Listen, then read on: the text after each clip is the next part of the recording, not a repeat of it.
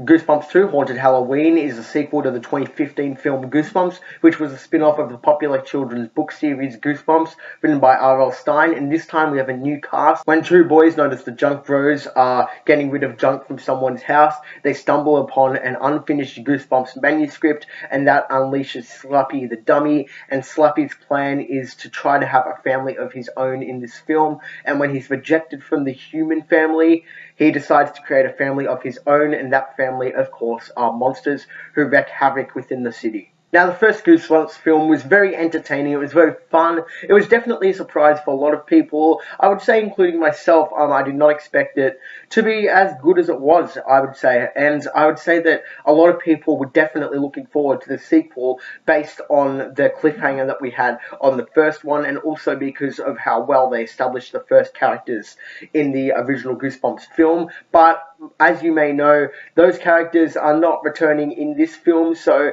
you do have to go into Goosebumps 2 with the mindset that it's kind of like a reboot of sorts, where it's got a whole new cast, it's got new characters, and it's got a new setting. And I would say overall, Goosebumps 2 Haunted Halloween is definitely a fun and enjoyable time. I mean, kids who this is clearly aimed towards will definitely have a great time watching this film. I would say it's got lots of good quirky jokes, it's got lots of good characters in it, it's got lots of fun Halloween tropes in it, which I can see a younger audience definitely enjoying. The acting from the three leads are all fairly good, and I feel like they had very good chemistry together, as well as very good acting overall. All three of the characters were definitely fun to have on screen, and they all made up a very pleasant experience watching them throughout the film. I would say that the plot point of having a new manuscript, which wasn't actually a Goosebumps book in stores, with all the other Goosebumps book, was a smart move on the movie's part, because now it can have all these new types of characters who we never saw in the Goosebumps books come to life within this film, because it's an unfinished Goosebumps manuscript.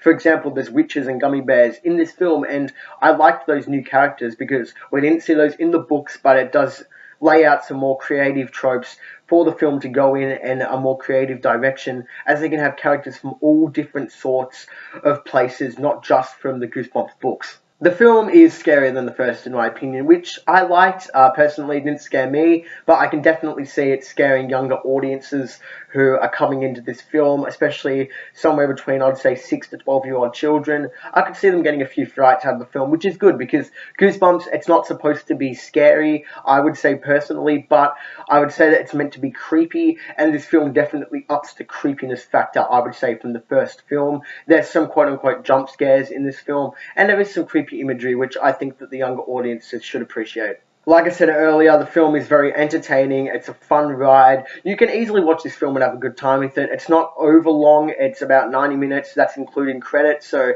about 80-minute runtime. You can easily sit down on this film on any night of the week and have a good time watching it with your kids. I'd say that adults are probably going to enjoy the first one more than this film. This film, I feel like, is more directed to children compared to the other one, which I say would be directed at, younger audiences as well as teens and adults. Now, on the not-so-positive notes, guys, the third act of Goosebumps 2 Haunted Halloween is far too long. It stood out like a sore thumb to me. They take a lot of time to complete that third act. It's about half the runtime of the film, I would say, and that stood out like a sore thumb to me. I love my third acts, but I felt like far too much of the film relied on that third act, and it took up about 40 minutes out of the 80 minutes of the runtime, which is far too long for a third act. A third act should not take up half the film.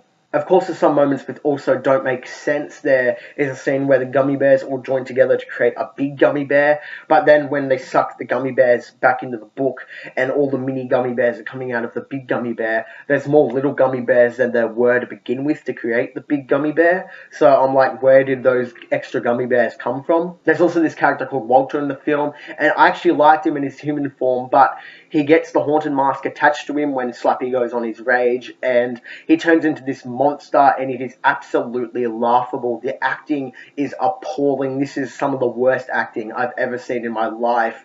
The special effects on his character weren't great either. He just reminds me of something like a 1930s character in the way he was acting, some kind of like a 1930s monster where they didn't have CGI, so they had the actors trying to portray a really messed up monster, like 80 years ago or something like that. His acting was just so bad. In terms of Slappy's storyline, I didn't mind his storyline. I mean, I could get that he wants a family, and then when his family doesn't like him because he's misbehaving and all that stuff, he tries to create a family of his own with letting the monsters loose. I didn't mind the plot storyline of that. I thought it was alright. It's nothing special. I would still say that the first film in the Goosebumps series, that storyline was better than this one. The CGI also is nowhere near as good as the first film. They really take a back step on the imagery and the computer-generated imagery in this film. It definitely looks a lot less professional, and it kind of looks like something that would be on a straight-to-DVD cut of this film, not really something that would be theatrically released, which was disappointing. I'm going to get into a very, very minor spoiler here, so go to this time if you don't want to hear the very minor spoiler, but it's really nothing to get overworked up about, but I do want to discuss it, and I feel like it's not made clear in the marketing, but R.L. Stine, Jack Black's character, is actually in the film for a little bit, and I liked seeing his return. I missed his character. I did not expect him to be in the film, but when he shows up in the third act, I was all for it, and I really like Jack Black's portrayal of the character. He's awesome. He's very charismatic as R.L. Stine, so that was a good positive. Guys, overall, Goosebumps 2 Haunted Halloween is a fun time. It's entertaining. There's a lot of problems, but for the younger audience it's marketed towards, I can definitely see them having a good time. It's a nice Halloween film if they're not old enough to go see flicks like Halloween, which is coming out, and I'm going to give Goosebumps 2 Haunted Halloween a 6.5 out of 10. Thank you guys so much for watching. Please hit that like button if you enjoyed the video. Feel free to subscribe to my YouTube channel and share this video to your friends. Leave me a comment down below what you thought of Goosebumps 2 Haunted Halloween, and I'll see you guys next time for another video. Thanks for watching, and bye.